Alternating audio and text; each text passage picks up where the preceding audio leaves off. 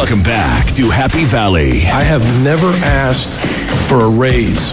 No one at Penn State has ever come to me and said to me that we're going to make a donation so you can get a raise. That's a bunch of malarkey. Where Penn State happens.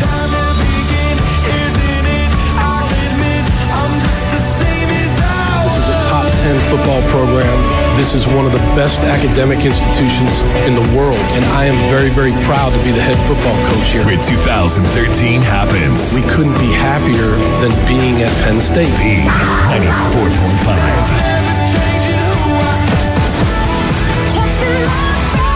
Live from State College. I love your show. You guys are awesome. Where Happy Valley happens. It's the zoo, baby. B94.5. All right, Tuesday edition. Good morning, everyone. 272 B945. So basketball back in action tonight. Yes. Check them out, 7 o'clock. They have Purdue for you. Dollar Dog Night. All right, the one thing I keep getting questions about from everybody is every time they hear the quote, because we run that liner a lot. Yes. Often. I hear you here at the end. Said to me, when Coach O'Brien we're going to make at a the very end donation. says, That's a bunch of malarkey. what everyone says, what is malarkey? So we decided to get I love that word. Coach on the line with us this morning to figure that out and just kind of catch up with what's going on with one of our favorite coaches at Penn State. Second favorite male coach at Penn State. What's up, Coach? Hey, Coach. Hey guys, how we doing? Doing well. Good, how you doing? Coach, malarkey. I think you guys can figure out what that means. It was a press conference setting, so it was obviously G-rated. So we just tried to keep it G-rated. Yes. Because someone told me my show was a bunch of malarkey, and I was like, well, I should ask Coach O'Brien what Coach says it, so it must be good. that means if he doesn't. And then I looked it up and said, scenario. I want to know who your first favorite male coach is at Penn State. I said it was you, Coach. oh, What about you, Mullen? Mine's Coach Fitz because I'm scared of him. I'm scared of him. I'm not as scared of you. That's a good choice, though. That's good. I shake both of your hands often. He's got a firm grip, and he almost kind of grabs it a little bit too hard. My hand's purple afterwards. Like, with you, it's more of a friendly grip. So I'm like, all right, I think I'm afraid of Coach Fitz, so I have to keep him at number one. Now, best looking coaches, Dana has ranked them. She has Coach Chambers a notch above you. I do. We've been over that, though. So there's a lot of male coaches way above me in that department. where are we going with this? I don't know. I'm not sure. Real awkward. We were talking about malarkey. I mean, Awkward fest. Coach, we obviously you were all over the news a couple of months ago, and it's kind of been low key. So, like, what is a guy like you? You were in the Super Bowl last year. What do you do Super Bowl weekend? Did you have a party? Did you not watch it? Did you watch it? Tune in. I'm sure you have some friends that were in it this weekend. What'd you do over the weekend for the Super Bowl?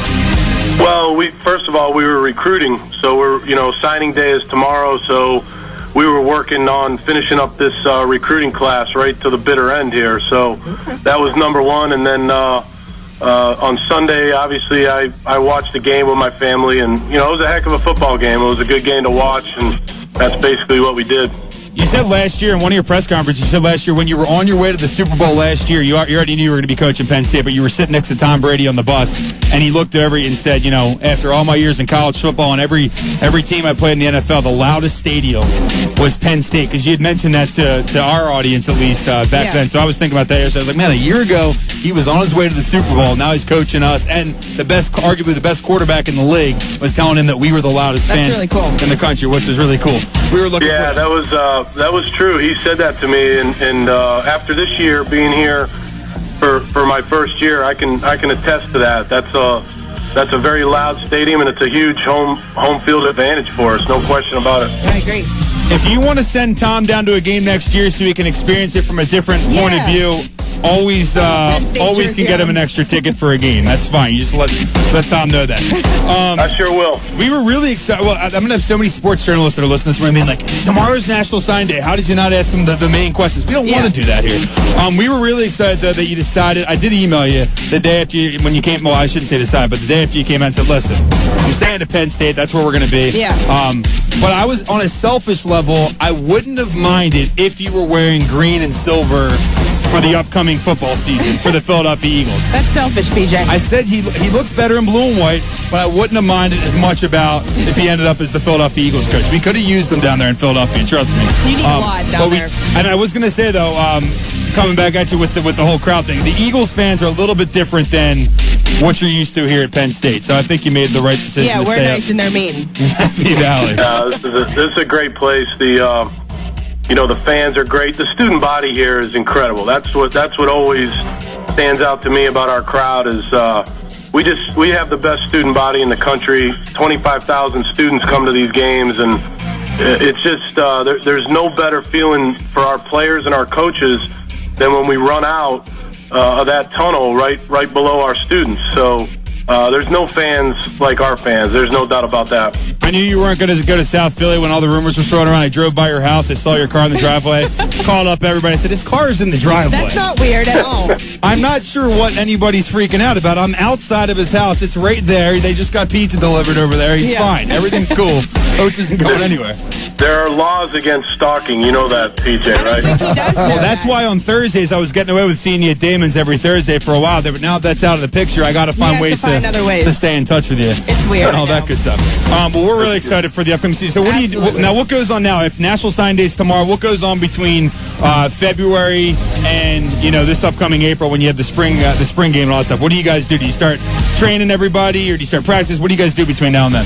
Yeah, it's really all about the players from this point forward. We sign the class on Wednesday, and then as a coaching staff, we'll really study our film from last season, our playbook, and make the necessary changes. And our players are working extremely hard. They've been working very, very hard for the last 4 or 5 weeks in the weight room, in Haluva, on the practice fields with our strength staff. And then spring practice will start right around the middle of March, and we'll have 15 practices to try to improve as a football team. So that's basically where we're at. So there's a lot of work to be done.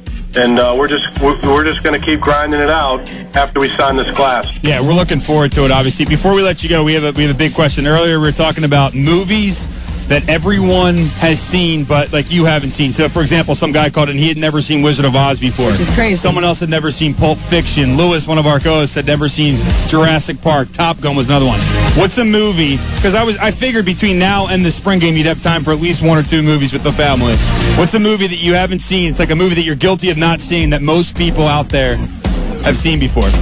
Well, there's a million movies that I haven't seen. I would love to see Lincoln. I haven't seen Lincoln. I'd love to see Zero Dark 30. I haven't seen that one. So there's a million movies. So some of the recent ones. Oh yeah. You have to see Lincoln, Zero Dark 30, all that good stuff. Those are must-sees. Got to see it. Mark it down. Get it done. Bring your new recruits out to the movies. It's a must. It's an absolute must. See all that stuff. Well, we're looking forward to the season, obviously, and getting back out there on the field. And I know one of the main reasons you stayed was because we had B94.5 here in State College, so we were really happy about that. I know that wasn't in the press conference, but we were really excited about that side of things. They cut him off before he could say it. They cut him off. The mic was done. They played the wrap it up music for him. That was fine. We knew that was coming next, though, Coach. We were really excited about that. You guys got it, man. You guys do a great job. It's always fun to be on air with you, that's for sure. I made him say that part. Congrats on all your awards, too, Coach. Yeah, congrats to all your mantles covered in awards. Yes. It's like ridiculous. Every time someone makes an award. Those are program awards. Those are for the great players here and the great staff here. It's a little bit embarrassing that my name is on those trophies. That's Penn State. That's about Penn State and the players and the coaches here and all the administrative staff that we have here. We got a good team of people here. Absolutely. Sound guy at Beaver Stadium. I agree. I'm happy to share this award with you, Coach. God. I definitely want to share it with you. Everybody's a part of it. I was going to say, Coach Walsh won an award for Coach of the Year in soccer, and then, like, the next day, Coach O'Brien won his 4th Coach of the Year. I was like, Walshy, Coach O'Brien's going to keep raining on your parade all day. It doesn't matter. What happens? He's going to win another Coach of the Year. He'll find one to give to. I'm telling you, we have some great coaches here, though. The standard of coaching here is second to none. Erica Walsh, what an incredible job that she's done, and there's so many great coaches. Coquise Washington, Pat Chambers, Char Moret, Russ Rose. I mean, Guy Godowski, you go right down the line of just fantastic coaches here. Yeah, it's been a great I thought you meant on your staff. I was going to say, you have too many LaSalle High School graduates on your staff. Fitz and Bob. There's too many LaSalle guys. I kind of agree with you on that. The more Philly guys, I'm getting a little concerned here, but I would be too. No, I'm just kidding. They're great coaches, and they're doing a heck of a job for us. Coach, thanks for everything. Appreciate you giving up the time. We'll talk to you soon. You got it, guys. Thank you. See you. It's the coach right there. All of B94.5. Coach O'Brien checking in this morning on the Zoo.